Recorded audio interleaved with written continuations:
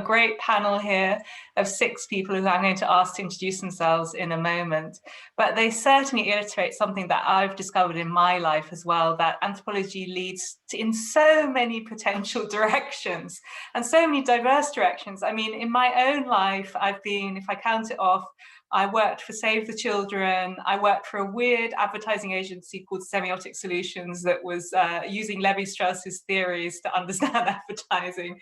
I wrote a novel, and that was all before I actually became a formal academic anthropologist, but after I'd done my anthropology degree. So you can see just in my own life, it can lead in many different directions. And here we have, all these wonderful people on the panel that can show you that as well. And I'm really looking forward to our conversation this evening and to hearing your questions as well to the panelists. So I think without any further ado, let's ask the panelists to introduce themselves. And first up on my screen is Bobak. So do you want to go first? Sure. Hi, everyone. My name is Bobak. I studied BSc Anthropology. I think I graduated in 2015 now from LSE. And what I'm currently working on, I currently work at Public Health England, which is probably, you all know by now. And what I've been mainly working on over the past year is on the official UK dashboard for COVID-19 as part of the digital team and a kind of a multidisciplinary team that puts together the data, does the kind of piping through of the data and displaying it. So working across data, but also designers, user researchers, and engineers. My role within that team is as a delivery manager. So I help kind of coordinate all the work, make sure communication lines are open between the team members and facilitate the delivery objectives and the roadmap of the project. And yeah, I've been there for the past 2 years or so, and I'm very happy to answer questions about that or anything else relating to digital products or anything that you might experience in the digital team. So yeah, thank you. Great, thank you, Bobak. Clemmy, do you want to introduce yourself next? Hi, everyone. I can't actually remember when I graduated from LSE because I actually started my degree in the same year Bobak did, and I think I finished in the same year Hannah did. So yeah, I can't remember, maybe 2016. It says I work for Paradigm. I mostly work for Paradigm, which is a mental health startup. But I also work for Unilever. I work for Dove on their social mission, running a youth board, advising on body image. And I spend a little bit of my time writing for, primarily at the moment, Vogue. I forgot to submit, we were all supposed to submit a little bio about what we do, and I didn't manage to submit mine because I actually find it very difficult to explain what I do. So I would say that I'm very much a millennial with a portfolio career. So if anyone doesn't know what they want to do, it's okay. You can do lots of things. So at Paradigm, my role is brand and community manager, which is really a marketing role. So it's split between understanding sort of how to communicate our brand and our values. I like to say that we're a purpose-driven, mission-driven company, which I think is true. And then also thinking about how we connect and grow our community. So who are our, I don't like to use the phrase users, but our members, what do our community look like? And what do they need? And how do we tap into and connect with them? For Dove, as I said, run a youth board with 20 young leaders around the world. So Dove have what they call a social mission, where they work with various partners and NGOs, thinking about how they can have impact on education and advocacy. And yeah, I help manage that with those young leaders. So tomorrow at 8 a.m. Thank you so much, Clemmy. And let's hear from Hannah now, since you've mentioned her already, Clemmy. Hello, I'm Hannah. So I'm currently a fourth year PhD student in the Anthropology department, Laura is actually my supervisor, so she knows quite well my journey. I completed my undergraduate degree in the department in 2016 and went straight into Emma's PhD, so I graduated the same year as Clemmy. So I'm happy to take questions related to the PhD or sort of academic career track, or anything to do with the application process if you're considering it. I think my intro is going to be a little bit different from everybody else because I'm not in a career as such, but I kind of want to address the misconception that doing a PhD means that you automatically go into academia. In my case, I am interested in doing research sort of more broadly, specifically related to social inequality, educational policy. I'm not certain about the professorial route for many reasons, including the state of the academic job market. But there are so many sectors and sort of roles that are specifically looking to hire people with doctorates, especially in anthropology. And I'm sure that Anthony on this panel can talk more about that, as I think he recently graduated from LSE with a PhD. So I currently teach at both UCL and at LSE. I teach AN226, which is political and legal anthropology, to undergraduates, and I teach a master's methods course at UCL.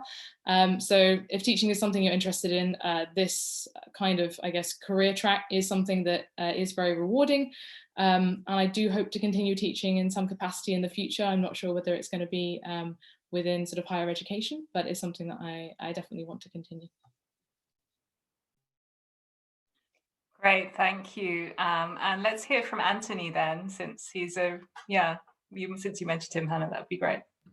Cheers, thank you. I'm Anthony Kelly. I am digital anthropologist at L'Atelier BNP Paribas, which is an independent subsidiary of BNP Paribas. I'm based in Paris.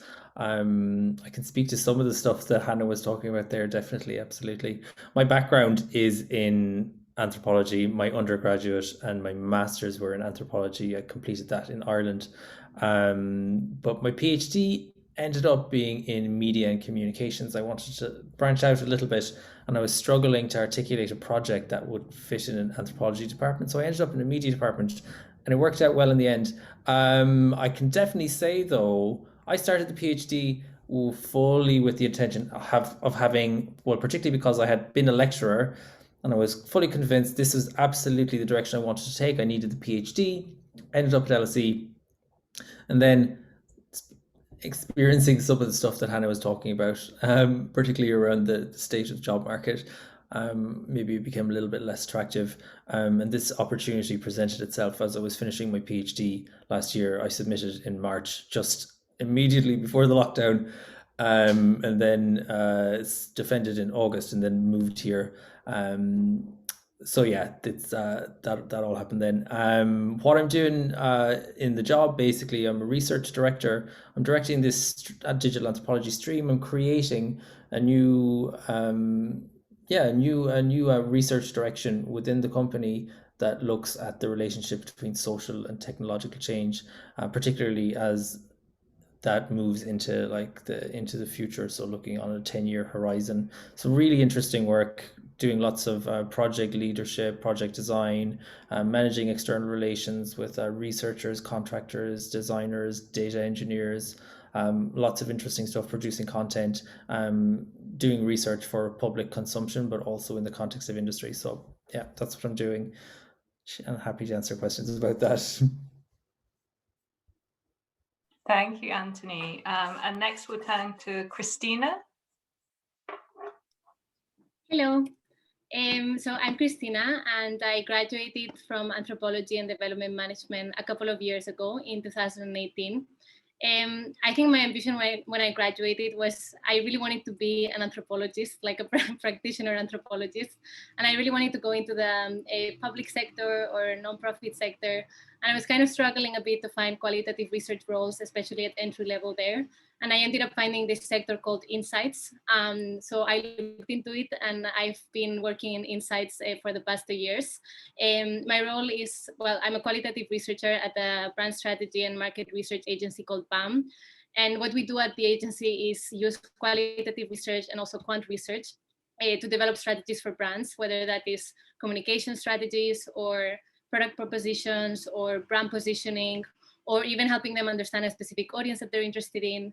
And the projects that I do are quite varied and quite different because I work with a wide range of industries. I've done stuff from I don't know, helping brands, well, helping a toothpaste brand understand oral hygiene perceptions in Thailand, Brazil, and the US, to helping a beer brand understand drinking culture in Spain, to helping another drinks brand understand the millennial audience in Western Europe, and the impact of the financial crisis, and how that impact has kind of lasted until today. And my role as a researcher is quite diverse. I help in everything from helping set up the research. So when we get a brief from like a client or a brand, they tell us about their objectives and sort of like what they're looking for from the research. And as an agency, we have to think about how we're going to design the research, what kind of qual methodology we used, how we mix it with quant methodologies as well, to actually doing the field work myself. Now that fieldwork bit has evolved quite a bit. Before there used to be a lot of face-to-face, and now a lot of it has gone to online qualitative research, basically, which is a lot of interviewing, online focus groups, and that kind of thing. And then what we have to do with all this primary data that we have is turn it into something that's actionable for that specific brand and that aligns to their objectives, whether that is a report or a specific like maybe they want like a visual output such as a movie. So we kind of have to find a way to kind of synthesize all this qualitative data into something for brands. So yeah, so that's what I do. It's kind of a commercial anthropologist in a way, but it's quite interesting and quite dynamic. And yeah, if you have any questions about it, I'm super happy to answer. Thank you so much, Christina. And last but not least, Kaylin. Hello. Yeah, thanks for putting this on, Laura and Shayna. Happy to take part. Yeah, actually, I think my role is quite similar to what Christina was describing. At Stripe Partners, we're a consultancy that does mostly we make recommendations for like new product development, mostly in technology. So that's probably the big difference from what Christina was describing, but similar in that it's project-based with our clients. So we jump from one client to another when they have a particular question that they want to explore, a particular sort of product area that they want to learn more about.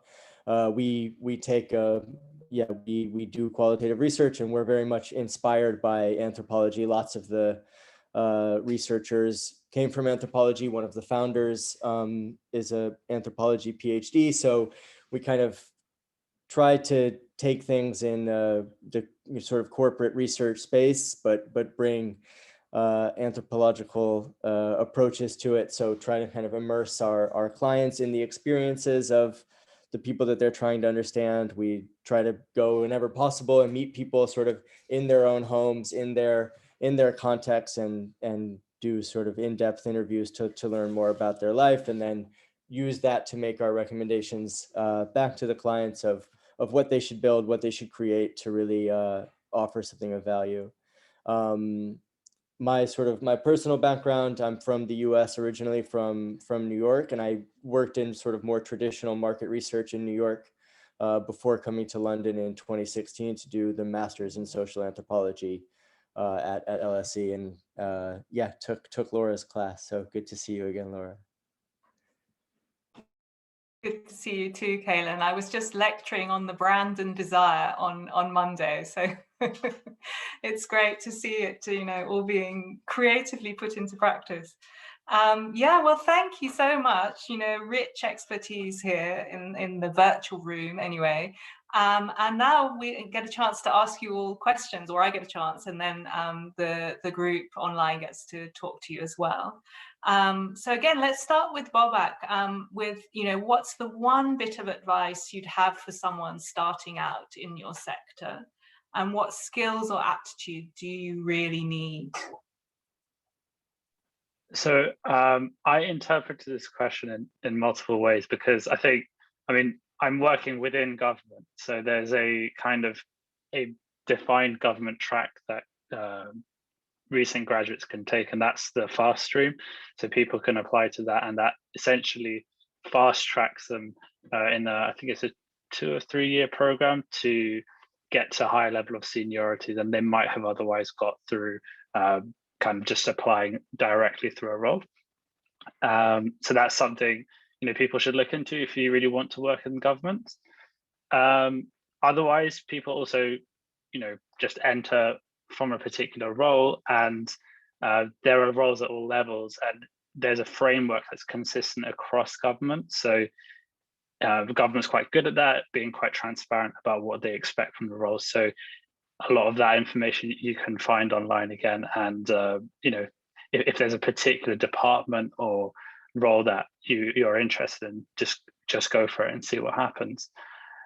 If I come at this from a slightly different angle in terms of digital, which is how I kind of got into Public Health England, I think having an awareness of the various frameworks that digital teams operate with, so things like agile frameworks, can be very useful because they're not very complex to grasp, but having an understanding of how multidisciplinary teams work together can often set you apart from people who work in other industries. And specifically for my role, understanding how teams work together is often as important as what the team works on. So being able to kind of communicate well, but also learn quickly and facilitate relations between people. So that can, you know, you can learn that experience anywhere. It doesn't have to be at work. It can be in your personal life. But coming with that experience for this particular role is very, very useful. And I think this role is also known, you know, in the government, it's known as a delivery manager, but it's known as a Scrum Master, often in private organizations. So there's various names for this particular role. So I guess that's kind of my list of things. Yeah, hope that answers the question. Thanks, great. I've got all sorts of weird images, Scrum Master, and sounds very different from delivery manager. It's bureaucracy versus private sector, I guess. Great, so let's hear from Hannah as well. What sorts of skills and talents do you need to study for a PhD? Many skills and many talents. So, I mean, more broadly, I think if you're thinking of doing a PhD or pursuing any kind of career in academia, I would ask you to think very hard about why you want to do your research. What does it mean to you? Why is it important? And can you have that same career without a PhD? That is something I would really stress to you. If no, then you need to be strategic about what skills you'll need for your PhD in anthropology and how do you plan to use your expertise once you've finished. There's a lot of preparation that goes into doing a PhD, which I didn't necessarily do because I went straight from undergraduate, so I know from experience. I would really think ahead. This is something that obviously not everybody has the opportunity to do, such as taking a year out to prepare, etc. But I would suggest a different kind of level of preparation in terms of language preparation, visiting your sort of field site if you're going to do field work. If you're not doing a PhD in anthropology, obviously it's just a lot of research and a lot of effort to do your application in the first place. I think a PhD is one of the biggest challenges in self-motivation you'll ever face, unless your funding deadline comes around, and obviously then that motivates you pretty quick too. But are you ready to commit the next 4 or 5 years of your life to doing an MRes or a PhD? My advice is, you know, academia really, you need thick skin, especially as a woman, especially as somebody from a minority background. You will be undermined, you will be talked down to. This is just a reality, whether you're in the workplace or in universities. But elitist spaces are kind of shaped that way, unfortunately. Obviously things are changing. But, you know, I do think that you need to be sure of yourself and you need to have perspective before you go in, because academia can be very all-consuming. I would say that one of the key skills that I don't think they really teach you, especially maybe, or stress enough for doing a PhD, is public speaking. And I'm not going to pretend that I'm the best at this, but I do think it's really important. It's something that you need to learn in terms of how to present yourself, your research, and your interests to others. But also generally advice is kind of look around, network, talk to others, and find out what their journey was and how they got there. It's kind of what you're doing right now, right? There is no one path to a job, even in academia. And I would say that this is key information that I didn't have when I was younger. Thank you very much, Hannah. I've been taking notes on what we should be telling people. Passion, I think, as well, is really important. Yeah, Thanks. Anthony, please go ahead. Cheers. A lot of Hannah's response rings really true to me, having endured the PhD process for quite a long time.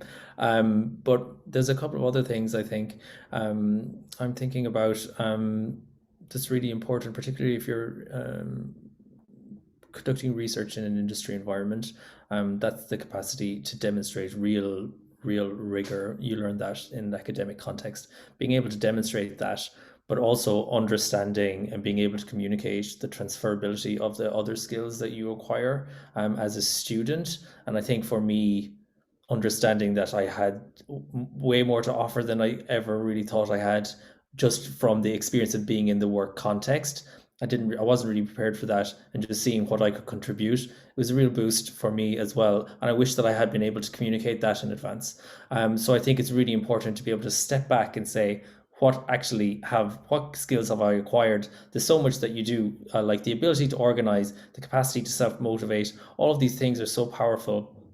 Adaptability, having studied all these different courses that you pick up over the different years. All of those things are really, really important, particularly even in the search for work, being able to identify, where might you fit if you're trying to find somewhere that you need to go. All of that stuff pays off. And also, like, being willing to keep the faith, particularly if it's a passion. Your field is a passion, and you may be struggling to communicate or get other people on board. I'm a digital anthropologist. That wasn't always easy to communicate, but I am very glad that I stuck with that direction in my life over the course of the last 15 years. And it has paid off eventually. So sometimes it might take a while, but yeah, I think that's it. Thank you, Anthony. We need you to come and give us a seminar now on digital anthropology in our department, because we've all become digital anthropologists now during the pandemic. It's been a fascinating transition. So yeah, thank you. Clenny, do you want to go next? Yes. I think mine might be a little bit more motivationally and less sort of specific to my sector. And I say that partly because I said that it took me a little bit of time to finish my degree, and that's because I had really bad mental health issues during my time at LSE. And then my time to actually getting to the jobs I'm in now was also a bit of a sort of roller coaster. And I think the main thing that I learned, so the one piece of advice, is really not to be afraid to fail. And I know there's quite a lot of marketing around failure at the moment, but I really struggled with this obsession with perfection going into exams. And I actually found that problem repeated when I applied to jobs. And actually what I did was I learned to just look at everything as an experiment. And suddenly by doing that, it enabled me to really assess sort of rather based on what skills I should have, or if that was the right thing to do, but instead it enabled me to go, well, do I enjoy this? And does this feel right? And am I passionate about it? Am I self-motivated to do it? I think probably echoing a lot of what Hannah was saying. But I think that would be my one piece of advice is if you can sort of afford to, both, financially and emotionally, then try not to be afraid to fail and just see everything as an experiment. And then in terms of the skills, I think the thinking kind of more constructively, the pattern that I see in everything I've done is this ability to look at things from a macro and a micro perspective, which I think anthropology, I can thank anthropology for thinking about local and global. And I think that's true across all of the work I do. So with Paradigm, it's true of a brand. At the moment, we're still kind of UK focused, but thinking about everyone, all of the people that interact with the brand, and then thinking about kind of what are the specific needs. So constantly zooming in and out on that lens. With Dove, it's a global brand, but we're thinking constantly about kind of what does that look like from a really kind of person-centered, you know, that specific person in that specific community, what are they struggling with, and then zooming out and thinking about how does that translate kind of across the globe, you know, what are the similarities and the differences. And also with my writing, so whenever I pitch articles, the thing I always think about is how does this impact? I basically think why is it interesting, why now? So how does it impact people on a really broad scale? And then kind of the articles are usually kind of zooming in and out of what that looks like for different types of people and in different cultures.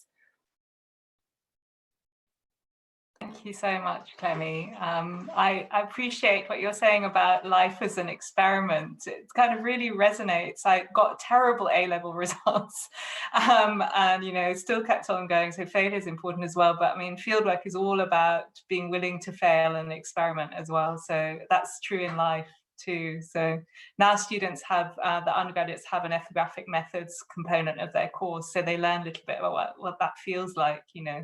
So yeah, thank you. Kaylin, please go ahead. Definitely. I think in terms of sort of advice of someone starting out in this career of sort of, yeah, I suppose applied anthropology in the private sector, I think the main thing is like reaching out to folks who do this. You know, just you can just message people on LinkedIn, right? I think you'll find like people are very happy to speak to, you know, students and young people who are interested in exploring this career, and that's really how you can learn more about the options that are available in front of you and start to make some of those first, you know, connections. And it is a relatively small world, and you know, it's not kind of big consulting firms, it's not big finance, so people, you know, people like to feel like they're a sort of role model and that they're helping others sort of find their way. So I think you'll find that people are really responsive, even if they don't know you, if you just reach out and try to sort of, yeah, network, have a Zoom coffee and stuff with them. I think the other thing is sort of finding, you know, if you do want to do work in the corporate sector, like finding where your interests lie and really doing, just, it doesn't have to be super intense, but doing bits of research around that, listening to podcasts, reading articles, just like engaging with, you know, whether it's tech or beauty brands or whatever it is that interests you, because most likely when you're applying for stuff, like everyone will have the sort of academic background. That's almost sort of a given. So a lot of times we're looking for, you know, people who have that curiosity about industry or about the particular space that we're working in. That's sometimes the thing that's mostly missing. So it can definitely help you stand out.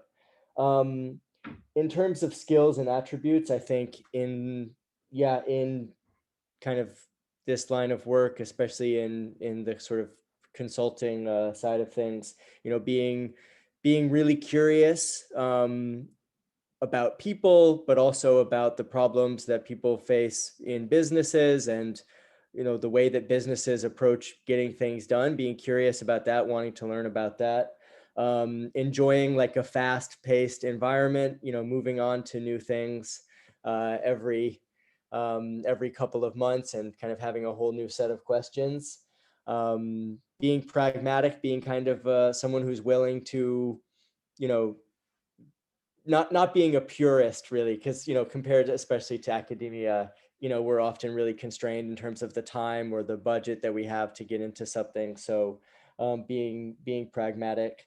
I think probably it's also a good career path for people who are fairly extroverted. You have to interact with people a lot. You often have like long days of lots of interactions, and if that's something that you thrive in, if that gives you energy, it's probably a good path for you.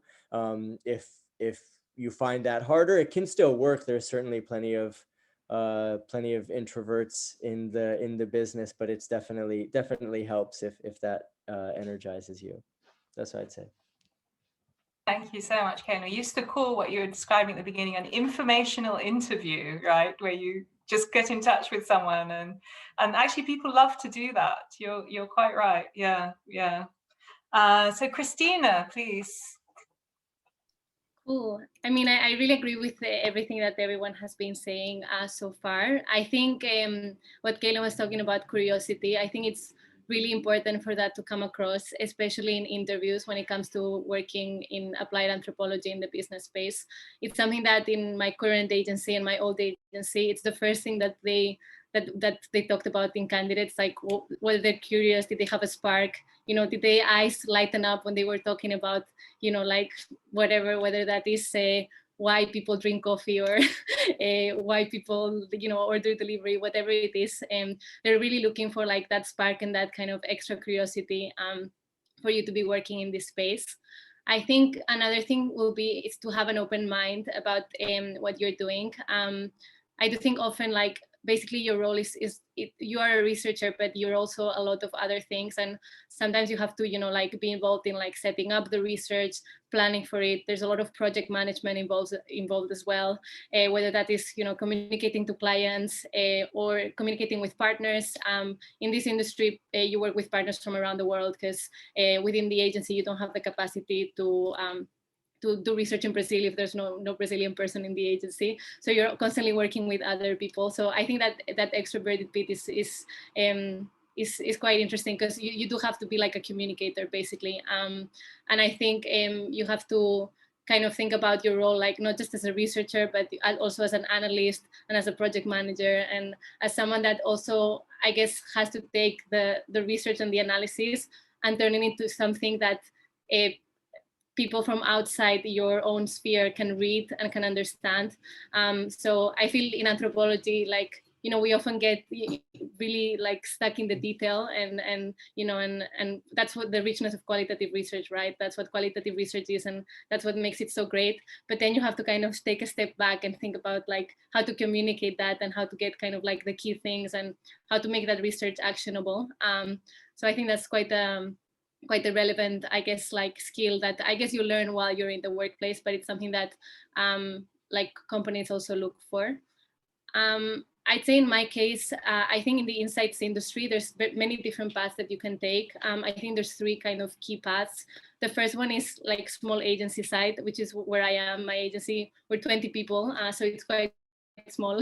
So everyone does a bit of everything.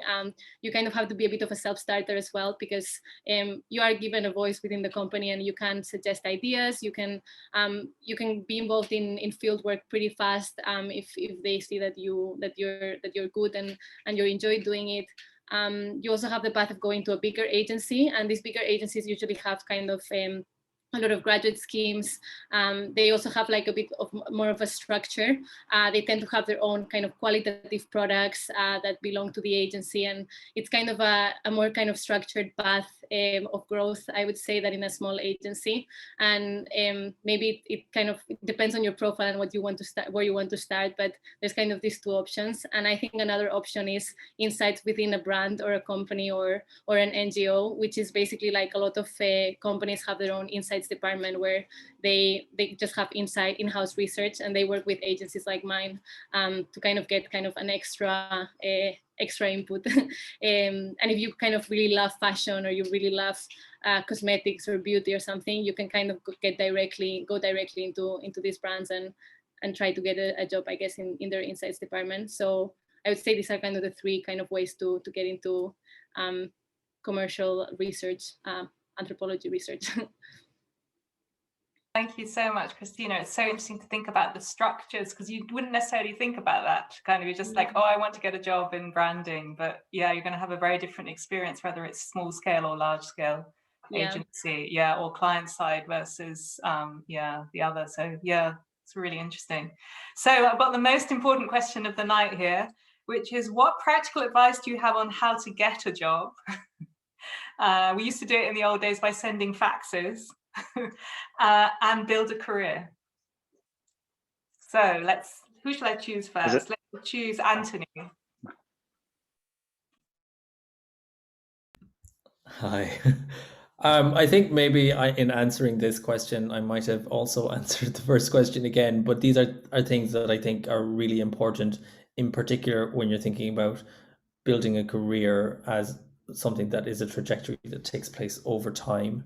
And for me, there are specific requirements involved in that, and in particular, the way that I've developed my career, which involved coming to terms with rejection and embracing non-linearity and coming to terms with rejection, because if you see the many rejections that you may or potentially will encounter as a learning experience, it's a real space for personal development, and you can take that with you as you're going forward.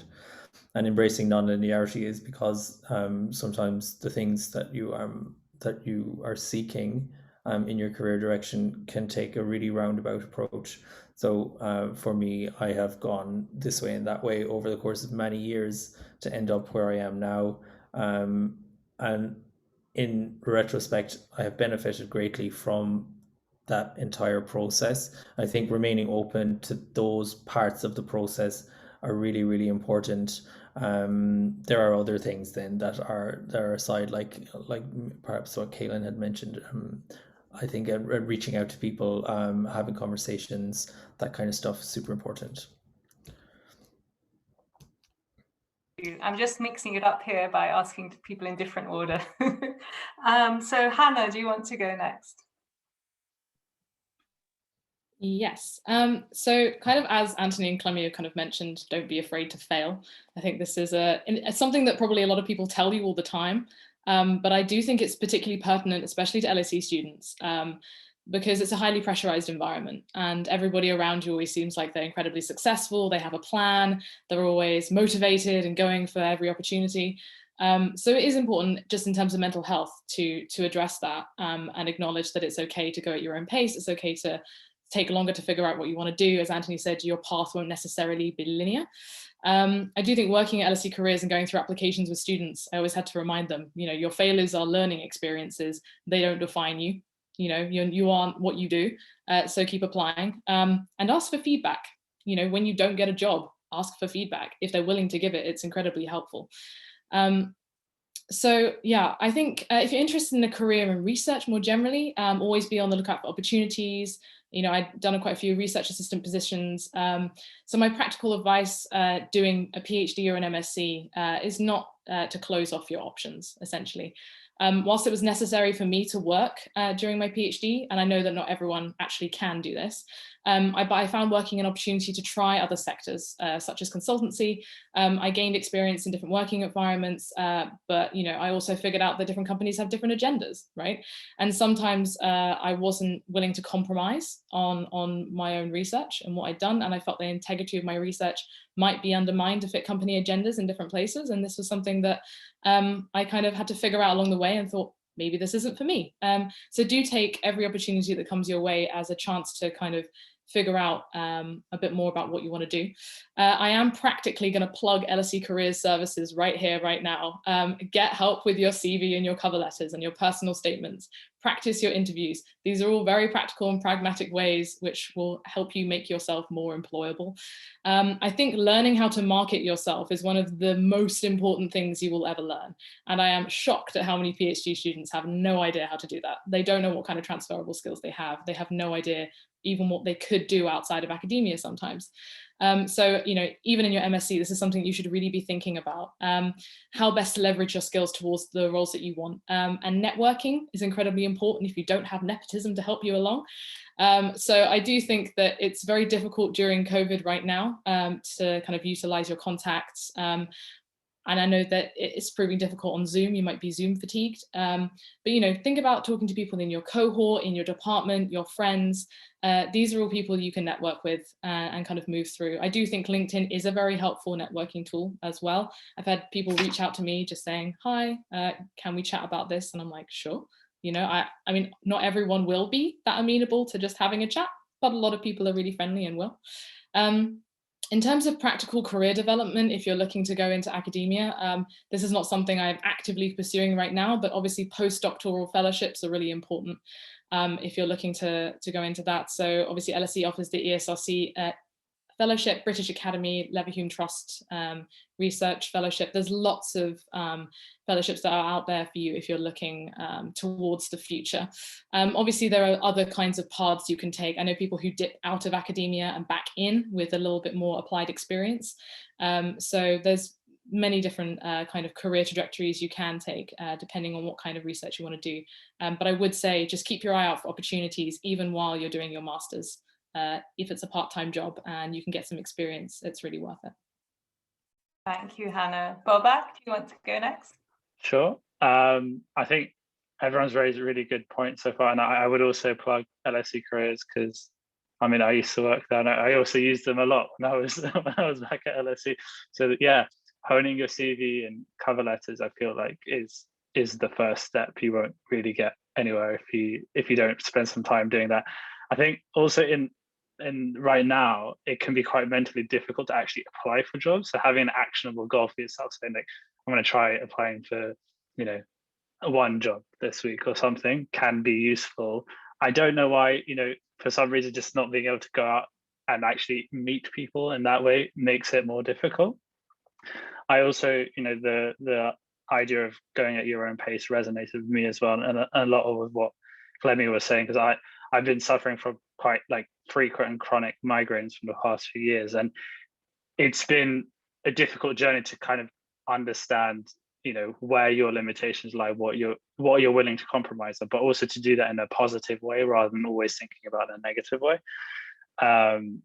And I think particularly I'm going to speak a bit more about the I mean, I guess a slightly different angle from what Anthony was saying about kind of he crisscrossed his way to a specific goal or position, and I've been a bit more like open-minded. I'm not set on a particular position, and I think if you do not have a specific position or career path in mind, that's okay.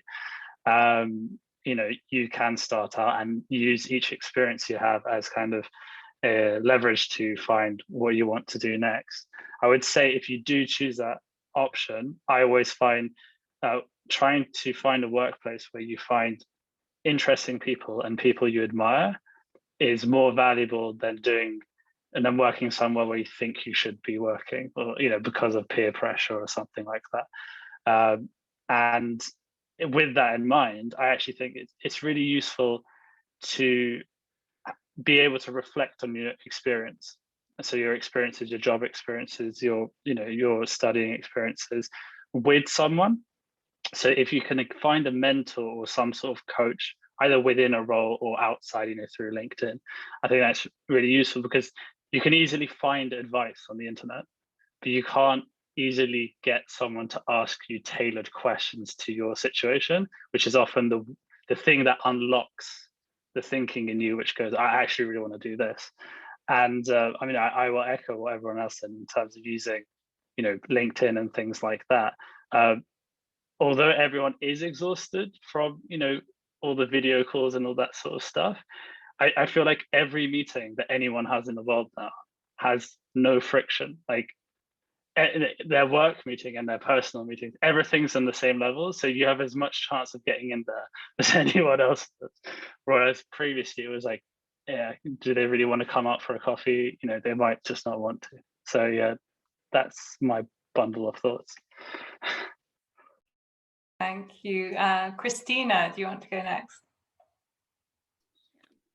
I would say when I think Hannah mentioned it, but when it comes to transferable skills, I think you can kind of like underestimate the power of transferable skills when it comes in the workplace, and for that to come across in your CV as well as a cover letter, I think is super important, especially when it comes to anthropology and research roles. They really want to know, like, you know, like how passionate you're about research, well, analyzing stuff, how passionate you're about people, culture, and I feel like having that come across in your CV and your cover letter is quite powerful. I don't know if I'm getting too specific, but something like a kind of like a symbol of interest, for example, that they had in my previous agency was someone that wrote about their dissertation on their CV. And it was kind of like a talking point always, like for candidates that, you know, like, oh, like, what did you do your dissertation on? Like, you know, why did you choose this topic? So kind of like showing that you're kind of interested in stuff and interested in what you do is quite important. I think networking is also like huge. Actually, my current job, I found out about it through another LSE alumni. So for me, networking was like a very important part of me, like finding my current position. And also failure was a big part of me finding my current position, because I initially applied to it 6 months before getting it, and I didn't get it. And it was between me and another candidate, and the feedback that well, I went to the office to the interview and I loved the team so much, and they sent me such nice feedback, and I was like, oh, this is so nice. Like I just thought it was very nice feedback, and I was in my previous agency at that time, but 6 months later, they actually like come back to me and asked me if I wanted to apply for another role that had come out, and you know, and I applied and I got it. So I think like you shouldn't be discouraged by failure, because sometimes it's like, you know, you were very close and you didn't get it, but that doesn't mean that, you know, you're less valuable or not. And I think especially when you're starting applying to jobs, it can be quite hard. I personally experienced this when I was trying to apply for international development and nonprofit sector jobs. I was finding it super competitive. I also wanted to be in London, but I couldn't afford an unpaid internship like in a think tank or something. I needed, you know, like to get paid, and I was finding it really hard to find a paid position. And I got a bit discouraged at some point. I was like, oh my God, I did international development as my undergrad. I did development management for my postgrad. I've done development internships. What's going on? And I remember feeling quite like upset about it. But at the end of the day, you know, something came up, and it took me to like my qual research path, which was kind of my other passion. And now I really love what I do. So I think like sometimes, like, I don't know how the expression goes, I forgot, but like failure can mean also redirection and taking you to a path that you also enjoy. So I think that's definitely something to think about when you're doing applications. And if you're not getting interviews or rejection or getting rejected, I think, yeah, you just have to remember that something will come up, and yeah, don't be discouraged by it. It doesn't mean that you're less valuable or less employable or whatever. So yeah, I think that's one of the key things to remember.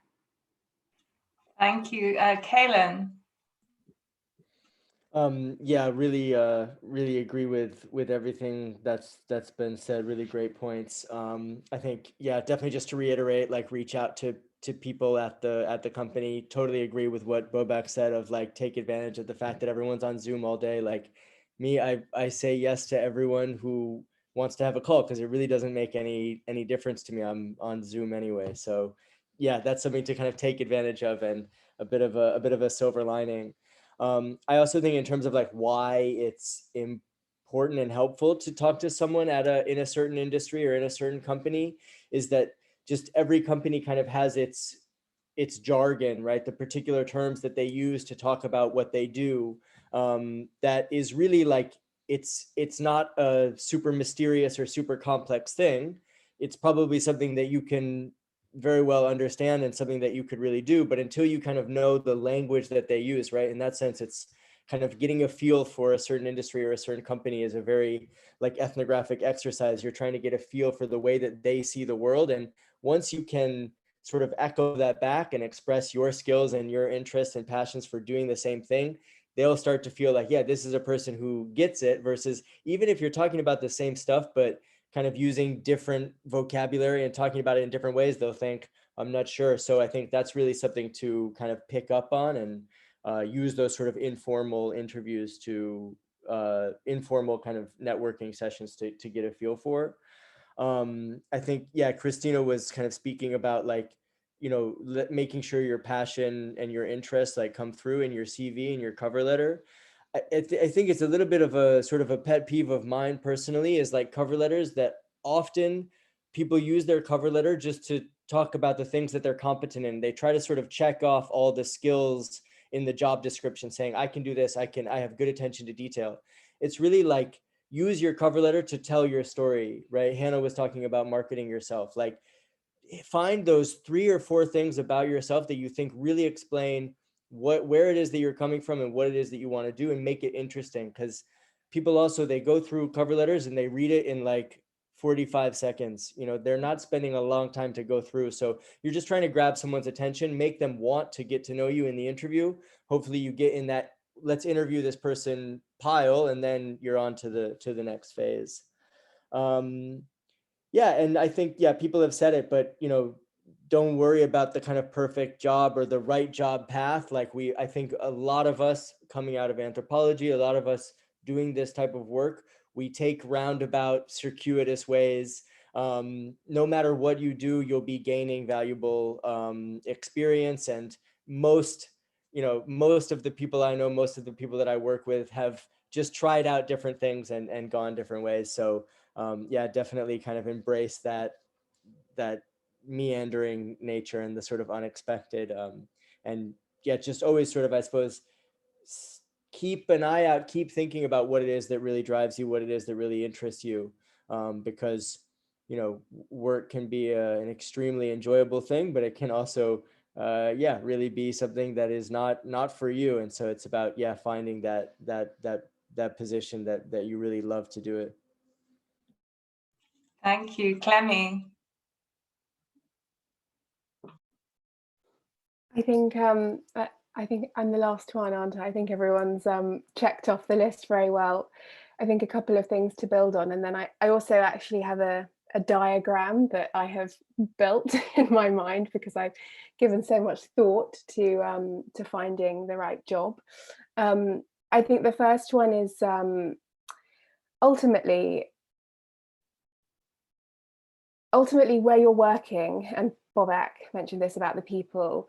I just think about it as a relationship, and you've sort of touched on that ethnographic exploration, but the way I approached it was to look at the people within those organizations, and then have a look at who they follow on Twitter and reach out to them and see if I could learn a little bit more about them. I think that's kind of, for me, that was like the really foundational starting point, rather than thinking about who do I need to be for them? Let me find out more about them. And if that feels right for me. I think that was a really great one. I think the point around it not being linear is excellent, and definitely something that I suppose my success has come out of failures also. But my diagram, so if anyone has a piece of paper and a pen and you want to draw this Venn diagram, the way I think about it, 3 parts. The first is what do you like, or what do you want to do? The second is your competency, so what can you do? And then the third one is what do you need? And I actually think the third one is often really overrated, because people say follow your dreams and follow your passion. But to be honest, I think if I was following my passion, I wouldn't be working in the private sector, because I need to earn a salary. Well, I mean, I know you can earn a salary not working in the private sector, but I think there is that need piece that often is forgotten. And those are the sort of the 3 things that I think about. Yeah, what do you need? Do you want to work for a company that gives you lots of freedom, or that gives you structure? Competency, what are you good at? What are your skills?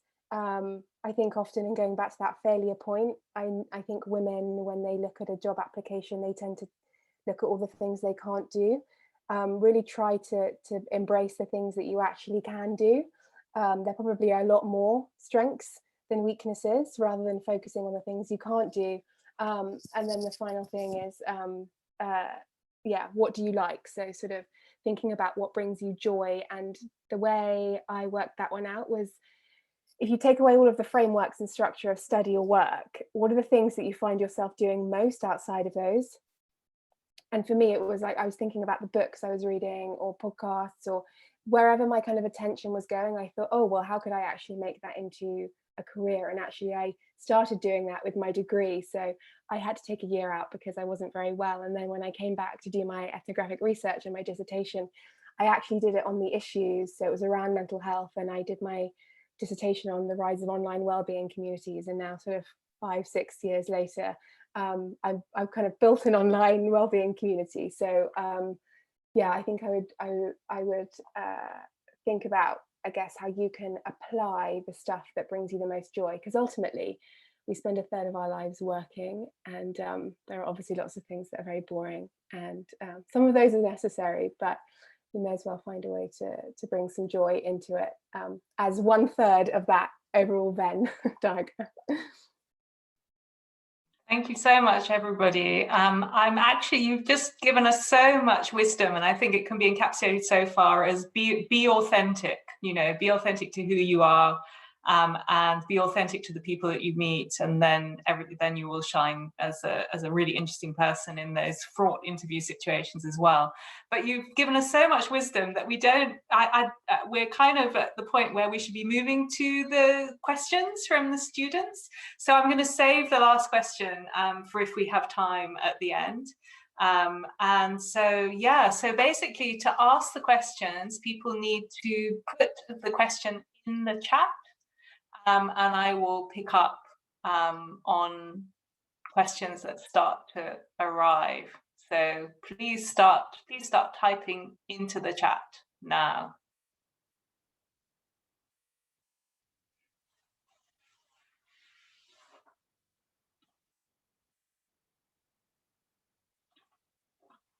Wow, you've answered everybody's questions.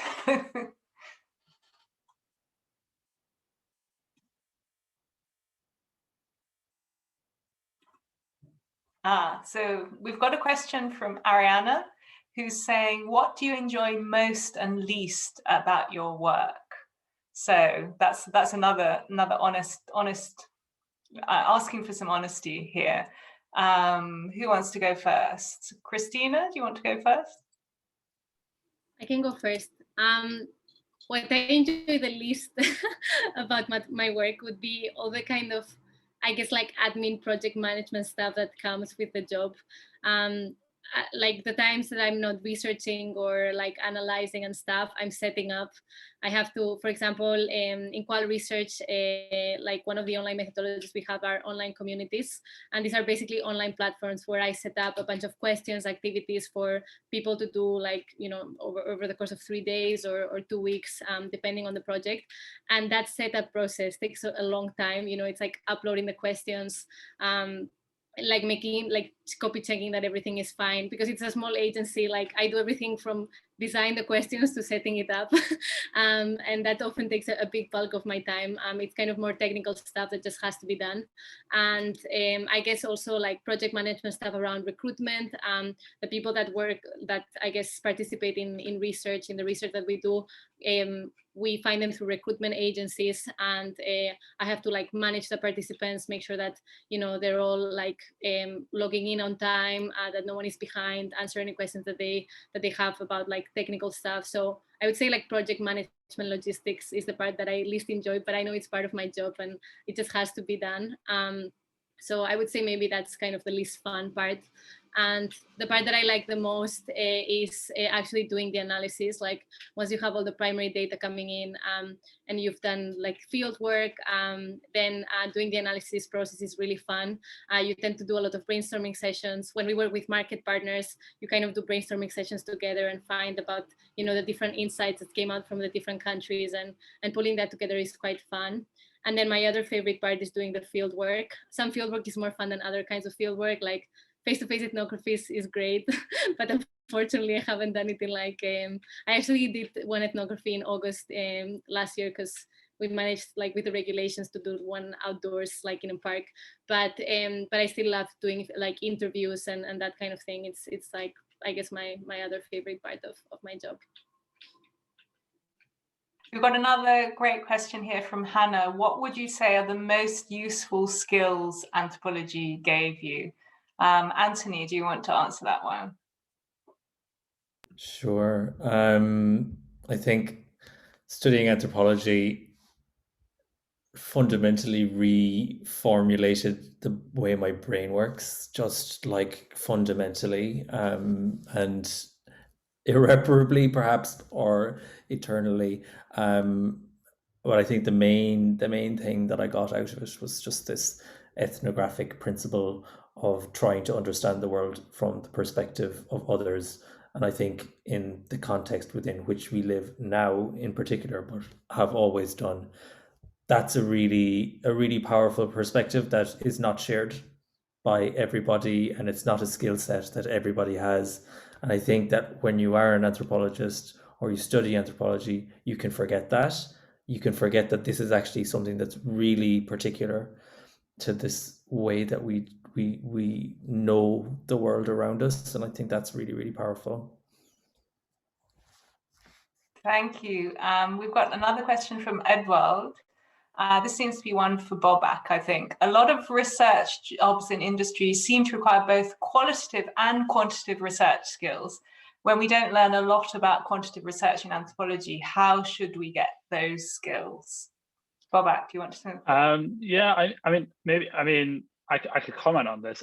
Maybe the user researchers or the user, those guys in the room might be able to supplement it. But I feel like the user research tracks or training courses online or offline will cover both those things. So, at least within a digital sector, we have that role, and they straddle the line between the qualitative and quantitative to bring insights to the team, to the designers, to design products that represent the user's needs. So I think there are resources out there. I personally have not done those courses, so I can't vouch for them. But I don't know if anyone else has, any other insights. Anyone have any other insights they'd like to bring? Yeah, Kaylin. I think it's true that there are lots of jobs that look for that mixed methods experience, but they're all people also understand that it's a different skill set to do one versus the other. So there are also lots of jobs which are either entirely or mostly fall into one or the other. So you might find that people are, they may want to see that you have some experience with quantitative methods, or did some kind of while you were studying, but that kind of a basic sort of literacy is enough. So yeah, but I think studying online, I mean, Khan Academy is a great resource just to sort of brush up on more statistical approaches, and if you show, I think, that you have that sort of curiosity and some basics, a lot of jobs will teach you on the job. Thank you, great advice. Siyuan has got a very interesting question as well. What were your narratives when interviewers ask you, what can you bring to us doing businesses as an anthropologist from what you learned from anthropology? So yeah, how did you convince people that you could move from anthropology to the commercial world? I don't know, maybe I'm going to ask Clemmy that one.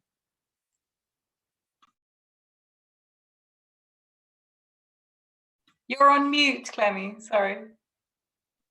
Ooh, I was reading the questions as you asked the question, so could you just repeat that one? What were your narratives when interviewers asked you, what can you bring to us as a business, as an anthropologist? What is it that you've learned from anthropology? So what did you say to people that convinced them that as an anthropologist, you could help them with their business? So actually, speaking to Hannah's point around kind of candidate marketing themselves, there is this phrase used in marketing, which is, what is it? Show, don't say. Is that right? Someone else that works in marketing here might show, don't up. Yeah. tell. Show, don't tell, thank you. I don't work in marketing. That's the one, thanks. And I would say I don't think anyone has actually asked me that question. And I think it's because I always think about this, that and I guess it speaks actually to what someone else was saying about your kind of cover letter and sort of listing off what you can do, but instead sort of show it. And I think often in the way I communicate in interviews, I think Anthony, you made a great point about viewing what anthropology teaches you and seeing other people's perspectives. And the thing I was thinking about was listening. That's kind of, I think, one of the best things that anthropology teaches you, to actually listen to people. So yeah, I think it's less for me about kind of explaining and rather showing what that looks like, which I think we've gone through a lot of the skills that anthropology gives you. That wasn't a really roundabout politician's answer. Thank you. There's a great question from Lorraine that I might have to ask Kaelan since he took my course. How was your transition from studying to working, like, e.g. from critiquing capitalism, international development, bureaucracy, etc., to working within these systems? But isn't the university a bureaucracy and a corporation? Yeah, I think it's definitely a challenge. I think, you know, anthropology as a discipline is more critical than a lot of others, but in another way, I think the transition is really difficult for everyone. Like work isn't familiar to anyone before they work, and like being in a corporation or being in a company, it's just unusual stuff. So it always takes a kind of getting used to. But I do think that I suppose it's a little bit ironic, but you know, having that sort of critical eye can be a real asset in business, where you sort of have an eye to cut through the bullshit in a way and call a spade, which, you know, in certain circumstances is something that's really valuable. But yeah, there's not a whole lot of time spent critiquing systems. I'm sure you all think differently because you're anthropologists. I think that's the difference. And who knows what you're going to do in the future? There's always the social enterprise structure, which you can do pretty much anything with, or the cooperative structure. It's really fascinating. So your careers are still at the start.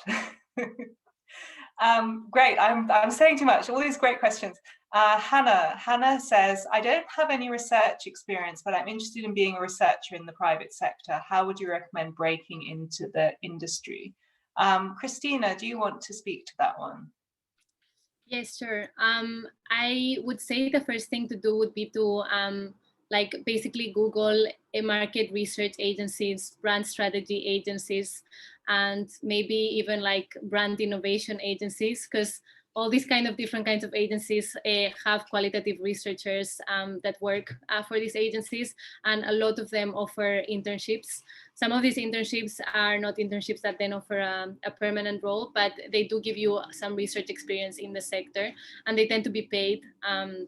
So the first thing I would do is kind of like research on a pool of kind of like branding agencies that if you're interested in London is actually a great place for market research. It's one of the places where you have like the biggest, I think, number of agencies in the world. Then you have the US, but it's a bit hard if you don't have a visa.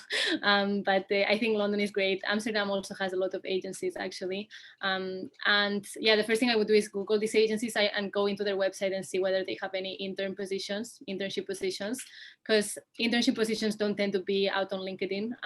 That's how I found my internship at my old agencies, was through Googling what agencies were out there and applying to the internships that I saw on their websites. So that's the first thing I would do. And as an intern, they really are not expecting you to have research experience. Like if you sell yourself as someone that's really interested in research, I think anthropology is kind of like an easy sell, just because they know that anthropologists are, you know, like focused around qualitative research and ethnography, and that's a huge part of the job. I think showing curiosity for research and curiosity, I guess, for also like how to make research applicable to like brands or like, I guess, like the world outside academia. Showing that kind of interest is also a way to, I guess, like show that you want to get into the sector. But that's I guess that's how what I would recommend, and that's what I did basically to get in my old agency. Yeah. I think you've asked Sophia's questions. I'm going to move on to Hadil's question for Hannah. How can PhD students or master's graduates start publishing in journals?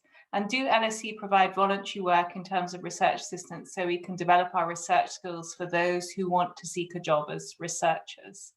So Hannah, do you want to speak to that one? Yes, I will. I mean, as I'm unpublished, I won't be the best person. I'm sure Laura can give you far more tips on this than I can. But I would say in terms of providing voluntary work, don't do it voluntarily, be paid. You deserve to be paid for your work, and especially as a research assistant, which requires a very particular set of, high-level skills, which you've been honing throughout your undergraduate and your masters. This is something that you deserve to be recognized in. I know that LSE, I know, for example, the geography department at LSE actually has like research assistant internships and things like that. I don't know if necessarily it's as in the structure of the anthropology department, but obviously I have had research assistant positions with academics in the department doing kind of referencing for books and research and things like that. So I do think that it's definitely kind of out there and possible, and normally advertised on the LSE Career Hub for you to find as well. I actually did a research assistant position for LSE Careers as well into PhD student progression and provision within the LSE. So these are different kinds of ways that you can get involved in research while still at university. Some are structured into the course and others you're going to have to dig around for. And if you hear about a project that's interesting that maybe one of your lecturers is doing, try and get involved. I'm sure that they're open to suggestions and you sort of posing yourself as a helpful sort of researcher. In terms of publishing in journals, this is a key thing that I think everybody wonders when they're a master's student and when they're a PhD student. How do you get published? One of the, I think, maybe easiest ways is to go to conferences. I do think that going to conferences, attending panel events, answering calls for papers on specific topics related to your research, these are all ways to really get involved and get yourself seen and heard. Obviously now with COVID, it's much easier for you to attend conferences. You don't have to fly to Australia or somewhere. You can really just attend on Zoom. So I would take this as an opportunity to get involved in as many conferences as you can. If you have no paper to present, absolutely fine, just attend as an audience member. I think it's just really important to get yourself involved and see how things evolve from there. Often from the conferences and from the panels and papers that were submitted, publications come out of that quite often. So there's a lot of work that goes in behind the scenes and a lot of kind of splinter groups of interested research parties of individuals kind of get together to make collections. Obviously, you can also try and publish through the Argonaut, which is the anthropology journal in the department. But obviously there are other journals within the LSE as well, and you can try and scope those out. So I do think publishing is just one of those things that is very difficult for everyone. But I do think starting at the level of just going to conferences is probably the best advice I can give at this stage. It's really interesting. And also, for publishing, you just need to reach out to either your supervisor or your lecturer and ask their help in rewriting things for publication. And you literally just send it into journals. It's funny because it's kind of self-censorship that stops you doing it. So some master students, if they've done dissertations that got, distinction marks, have then come back the next year and said, oh, I want to really publish this. Can you give us advice? And then we'll give you advice on which journals are the right journals to think of and things like that. So it's confidence as well, like a lot of things. So yeah, really interesting question. Marky has a question, which is probably for Christina or Kaylin, which is it difficult for international applicants to get a job in the UK? Did you find it difficult, either of you? Yeah, definitely. It can be a challenge. The good thing is that if you're on a tier 4 student visa, it's easier to switch to tier 2 as a student. Whereas if you weren't switching from a tier 4 and you were just applying from abroad, it's a lot harder. So the good news is that switching from a student visa is easier. It can still be an obstacle. So you'll want to try to find places that sponsor visas, although Stripe never did it but before I joined, and then they did it and it wasn't that difficult. So it is definitely a possibility. Christina, let me get you to answer the other question that's in the chat specifically for you as well, which is from Sasha.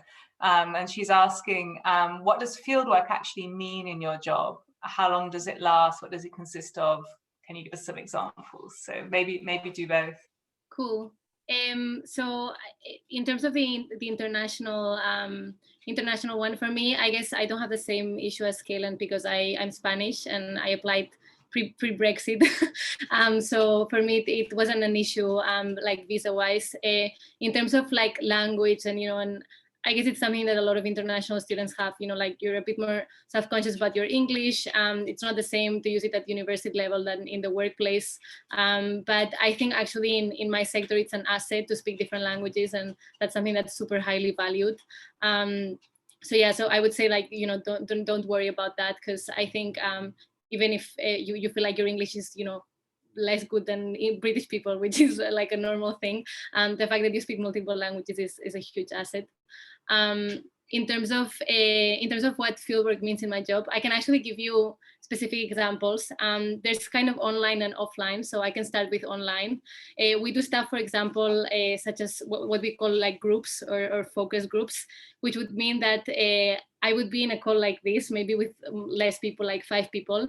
And if, for example, the topic is about millennial parenthood, I'll be like for 2 hours in this group talking to these people about what being a parent means to them. I'll kind of try to kind of steer discussion between them, ask them a bunch of questions. I'll have prepared the discussion guide beforehand to actually moderate the session. So I guess in this context, my role in fieldwork is being an interviewer, but more than an interviewer, a facilitator of conversation, because the role, I guess, as a researcher is also to kind of be an observer, right, and get people to like talk between them and stuff. Something else that we do online is just face-to-face interviews. Online, it would be like computer to computer, I guess, with one person, and that would also be about whatever topic that you're studying or you're researching. Another way of doing fieldwork is online communities. Online communities are basically platforms where you set up a bunch of activities. I've done platforms that lasted 3 days. I've done some that has lasted for like 3 weeks. And basically every day you set up activities for, we call them participants. It's actually just people that are participating in the research, but they're supposed to complete these activities every day. And by activities, I mean stuff from asking them to write a love letter to their favorite drink brand, to write a confidence diary during a week and tell me how confident they're feeling every day and why they're feeling that way. So the activities can vary a lot, basically, and you have a lot of space for creativity. This is something that actually COVID has allowed, because before we used to do so much face-to-face research and we didn't use these tools as much, but now it's kind of given some, I guess, space for creativity in qual research online. And then face-to-face research would be ethnography. We do ethnography where, I mean, I've done stuff from going to someone's house and having them show me their health routine and their workout routine, and kind of like being with that person for like 4 hours to chat about their day, to being a fast food chain restaurant talking about like a diet and that kind of thing. So there's a lot of ethnography, and there's also face-to-face focus groups, which is what I've talked about in that you do online, but you would kind of do it in a room face-to-face.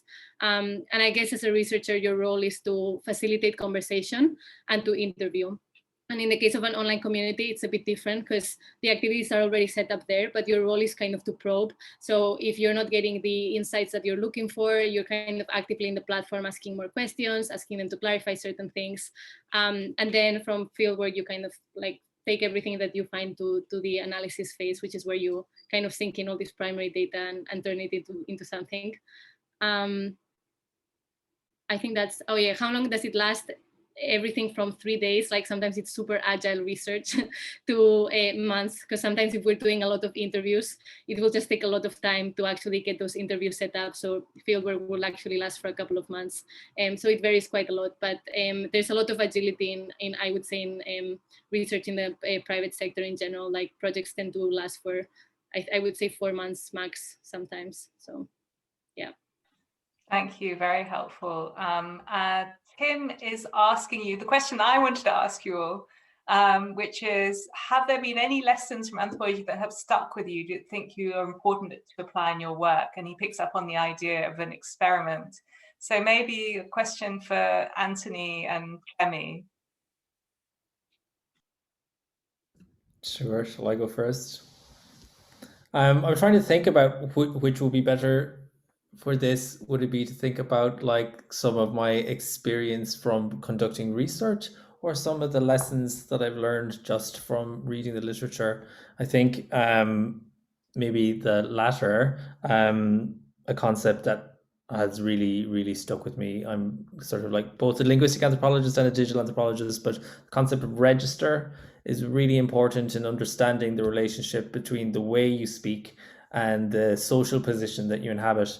Registers are really important in a work context, and understanding the lexicon, the vocabulary that goes with that context can be really important. So having a focus on that understanding, and that also, by becoming aware of that, you can also be attuned to the kinds of identities that are at play, the kinds of relationships that characterize the space in which you work, and that can help you to situate yourself a little bit better. Could also be overthinking things a little bit, but that's anthropology, I suppose. Clemmy, do you want to say as well? Yeah, firstly, I think this is a lovely question. So I decided to study anthropology because I didn't know what I wanted to study, and I was interested in lots of subjects, and it felt like the most interdisciplinary that I could find. And I think, just going back to Anthony, your point around being able to think about things from different people's perspective, I think is probably the thing that I find the most fascinating about anthropology. And there was actually the great question about sort of the critique of capitalism and then kind of working in private sector. I think a lot of that is something I've struggled with, those binaries of kind of where should I be, quant qual, or, you know, private, public. And I think what anthropology facilitates, because it enables this sort of multiplicity, you know, many different types of perspective. Humans are made up of lots of different things and lots of different perspectives. And actually, I don't have to just fit in one box and one job. I think that probably is clear given that I've got 3. But I think that also extends to sort of what they like to call stakeholder management and interacting with people. I go back to that point that I think a lot of work, it's about your skills and what you can bring, but it's also about ultimately managing people up, down, across, in between. And I think being able to see everyone's perspective and that sense of cooperation, I think whatever you're doing fundamentally is kind of the core, for me, the core anthropological lesson. Thank you. We've got a question from Clara for Hannah. We've maybe asked Hannah this question. Would you mind talking about the positives and disappointments of doing a PhD, even though I'm here in the room? You can be honest. And do most employers expect you to have a master's degree? And do you recommend going straight into master's after undergrad? So for the people who did that, yeah. So I wouldn't say that most employers expect you to have a master's degree. I'd say obviously it depends on the job you're applying for and at what level you're applying to. Definitely, I mean, most of my friends got jobs straight out of university, just with an undergraduate, and that was absolutely fine, even in research. But I mean, this is definitely a case of, if you are planning to do a master's, what kind of skills is it going to give you to help you sort of move along in your career, right? So if you are doing a master's and you're going to be gaining particularly like quantitative skills or methods training that you will be using then to further your career plans, then excellent. That's really helpful.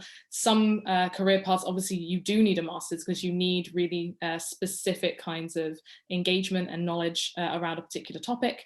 So I know, when I'm trawling through jobs or looking at, London School of Hygiene, tropical medicine, and I'm like, wow, why didn't I do a degree in epidemiology?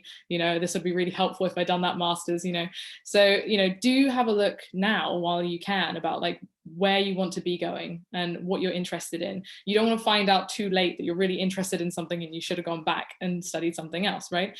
Obviously, I'm not there right now. I do enjoy. Can you enjoy a PhD? This is a really philosophical question. Can you enjoy a PhD? Yes, I think it's very possible to do that. Is it very, very hard? Yes. And is it very expensive? Yes. So these are all, things that kind of come into making it a different kind of experience. Nobody experiences a PhD the same way. And now it's COVID. I mean, it's a very isolating experience if it wasn't already before. You know, you can't just hang out at the pub with people in your cohort. Obviously, you go and do field work for as I did for almost 2 years.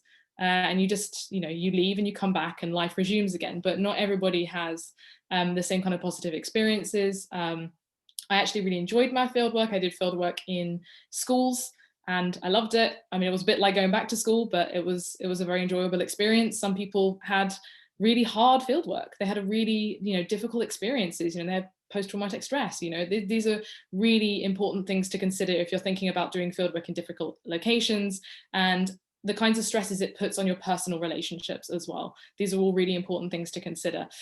So those could be the negatives of doing a PhD in terms of it's stressful, it's expensive, and it takes a really long time. So I want you to think about, you know, what you could be doing in those 4 or 5 years. What are your plans? Do you want a family? Do you want to go traveling? Are you willing to be tied down to one place? Are you willing to go abroad to do your field work? These are all things you need to consider. Positives, I get to talk to people all the time about things I care about and things I'm interested in and things I'm passionate about, right? And, you know, maybe my boyfriend's really annoyed, but I'm always talking his ear off about like some article that I read or some comment that somebody made that annoyed me, you know?